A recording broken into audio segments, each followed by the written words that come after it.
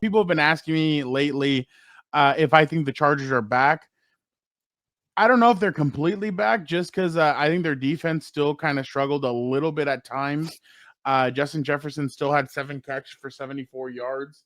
And obviously, it just came out yesterday that Tarheeb still will be out for 2 to 4 weeks. So I'm guessing he won't be back until the bye week.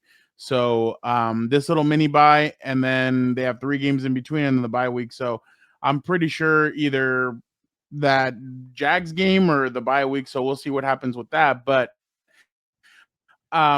just in general, I thought when you have Khalil Mack on the field and you have Joe and with no snap count, no nothing, and you have Joe Alt on the field, that's a recipe for victory. The one thing I did like towards the end of the game, the Chargers did take out Joe Alt, and it was kind of like, okay, we're up. I wish they would have done the same thing with Herbert. I didn't like that Herbert was like there for those last snaps. I would have taken him out before that, but I think they did a really good job. I think the offense is for the offense to move the ball up and down, and I know people are saying that the Vikings offense isn't very good because they lost our left tackle during the game, they lost our right tackle during the game, and then or didn't play during the game, and then but whatever. That doesn't matter. You have to beat who's in front of you. That's a good defense over there that the Vikings have. The Chargers were able to take it to them. Obviously, I do agree with what you said, Gilbert, and what you wrote about that. If that interception would have gone, that pick six goes the other way, it might have been a completely different game. I do agree with that. But at the end of the day, it is what it is. They won. They're going to get Deshaun Hand back. They're going to get Tarheeb Still back. They're going to get Omari and Hampton back. I think they're going to make a trade or two during the trade deadline. So I think they're going to make 1 or 2 moves to kind of bring in some players. But I think once they get Omarion back, once they get some of these players back, I think they will be doing well. Again, we always said, when do you want to have your bad stretch? You want to have your bad stretch at the beginning / kind of middle of that offense or the season. Where you want to be playing well is in November, and where you want to be playing excellent is in December. So the Chargers are going to have a tough road. These next 3 are very winnable games. They play at Tennessee. They come back for Sunday Night Football against the Steelers, and they go to Jacksonville. So all 3 can be had. They just need to play tough-nosed defense. They need to be able to get back to the way they were playing during that 3-game win streak. So I definitely think that the arrow is pointing up when it comes to this team, more so than the 3 or 4 games that they were missing Joe Alt.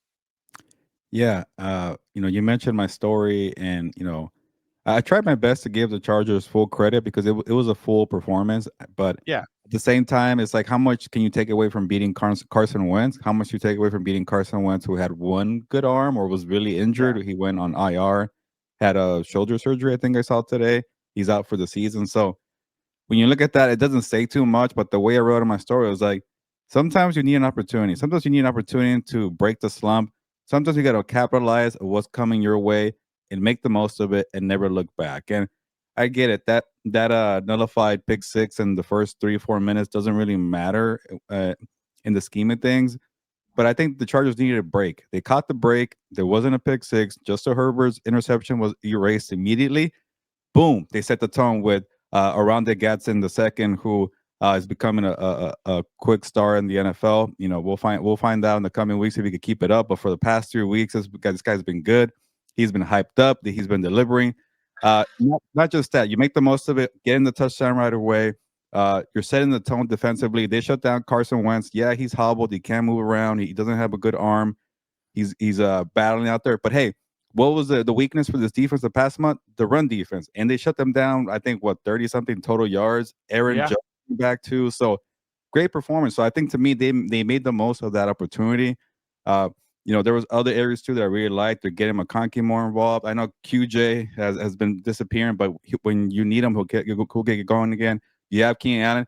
And one more thing, Fernando, that I thought really, really paid dividends. Like, imagine if you're falling behind early to the Vikings and you're needing to ask Herbert to do more. Once Herbert built that lead, guess what? The running game opened up. I really like this 22 personnel where you have the and Kimani Vidal doing well. Now imagine when Hampton comes back and you get to run what you wanted to do all along with Najee and Amarian. Maybe Vidal could continue it. He played great. I wrote my story pretty much done by the third quarter, but while I was writing, I'm like, man, what the hell is this personnel on the field? I should probably pay attention more to this. The game was out of hand by then, but bless you, but you get the blueprint for how you want to play the football or play football in the winter months. So to me, Justin Herbert could always bail you out. Justin Herbert could always build you a double-digit lead. But when it really matters, you want that O line to be nasty, set the run blocks, and let your guys in the backfield do the work. And that was perfect all around. So to me, they made the most of opportunity that came early, and they never looked back. We'll see if they continue that moving forward. As of right now, you might have to go to either Buffalo, New England, one of those places. You're gonna have to run the football. It's gonna be cold if you go to the playoffs, obviously. Or you could even be headed to Baltimore or Pittsburgh or whatever. But you're gonna need to run the football. Yeah, you're gonna need to run the football. So this is they finally brought this out. It had been a while. I was surprised they finally brought it out. Now they need to keep on moving along with it. But that's the thing. When you have the kind of weapons that the Chargers now have, you can run a lot of different things. And one guy that they really are starting to fall in love with is Trey Harris because of his blocking. Yeah. Because of his route, like he's getting better as a route running. But that's what I was telling you. That's what I was saying, Gilbert, and that's what I told Dan the other day when we did a preview a couple of weeks ago. I'm like, what did Coach McGuigan say on the Hard Knocks when the Chargers were on with the Rams? He said, if you can't effing block for me, you're not going to be on that effing field for me. So if the one thing if what he's really good at right now is blocking, everything else is going to come good for him. So I really do think that they are getting better, and we'll see what happens.